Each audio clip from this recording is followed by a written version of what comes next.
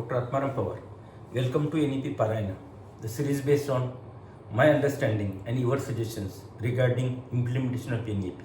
आज मैं बहुत खुश हूँ 25th अध्याय आपके सामने लेके आ रहा हूँ और आज का एपिसोड है पेडागॉजी पे कि एक क्वेश्चन था हमारे स्टडी में during the UG and PG studies is the skill knowledge get developed और नॉट। तो बहुत सारे लोगों ने बोला कि जो भी टीचिंग लर्निंग है इज एग्जाम ओरिएंटेड है।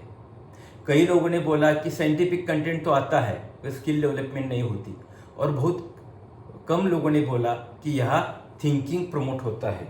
तो थिंकिंग प्रमोट होने के लिए टीचिंग लर्निंग में क्या चाहिए, learn how to learn, and उसके लिए एक पेडागोगिकल अप्रोचेस है। फर्स्ट है कंस्ट्रक्टिव और पार्टिसिपेटिव। एक टीचर और स्टूडेंट दोनों साथ मिल के कई कंसेप्ट पे डिस्कशन होके उसका अंडरस्टैंडिंग होना चाहिए, और वो जो इन्फॉर्मेशन है वो नॉलेज में कन्वर्ट होनी चाहिए, वो इमेजिनरी होनी चाहिए, वो थिंकिंग बेस्ड होनी चाहिए। इसके लिए पार्टिसिपेटिव और कंस्ट्रक्टिव है।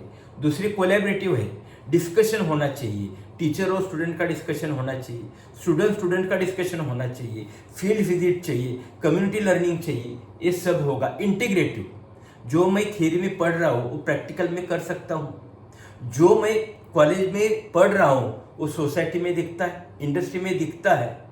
इट शुड बी रिफ्लेक्टिव, क्या मैं वो थियरी का कंसेप्ट यूज करके कुछ प्रैक्टिकल कर सकता हूँ, नए नए एक्सपेरिमेंट कर सकता हूँ। और लास्ट है इंक्वायरी बेस्ड, कि डिस्कशन होना चाहिए। तो इसलिए स्टूडेंट ने टीचर को पूछना चाहिए कि ये सब मेरी डिफिकल्टी है, मैं कैसे आगे जाऊँ।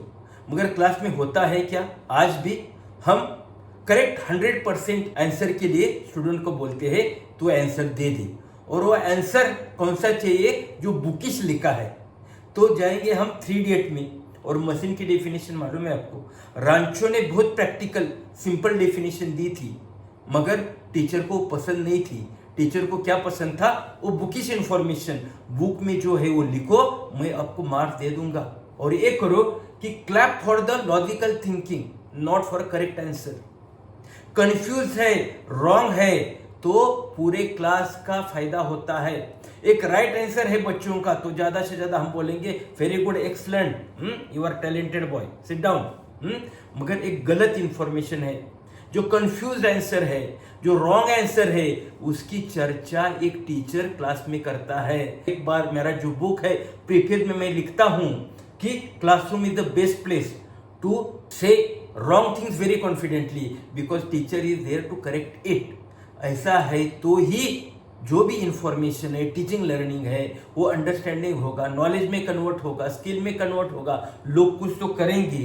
तो ये मेरा देखो स्टूडेंट ग्रुप हो, कम्युनिटी ग्रुप हो, या मेरे टीचर हो, कौन सा भी लेक्चर हो, कि ऑडियंस मेरे साथ रहता है। तो ये करे तो पक्का फायदा होगा, और ये पसंद आता है लोगों को। आज मैं खार सर को और नागपुर के गायकवाड़ सर को प्रणाम करता हूँ कि हर एक एपिसोड मेरा देखते हैं और मुझे ब्लेसिंग देते हैं, कीप इट अप बोलते हैं। धन्यवाद सर, थैंक यू। दूसरी बात है यहाँ MS जादव सर जो पुणे यूनिवर्सिटी के हैं, तो उनको बहुत अच्छा लगा कि मेरा NEP पेडागॉजी और गांधी जी का कंसेप्ट था। वही कंसेप्ट डॉक्टर वैशाली है, मुंबई से प्रोफेसर है मैनेजमेंट कॉलेज की, उनको यही लगा कि गांधी जी के विचार और ये NEP के विचार एक जैसे ही है। यहाँ जाएंगे हम, सुनीता पवार मैडम है, वो भी यही बोलते हैं कि पहला अंडरस्टैंडिंग के लिए मदर टंग इम्पोर्टेंट है, बाद में कम्युनिकेशन अच्छा होगा।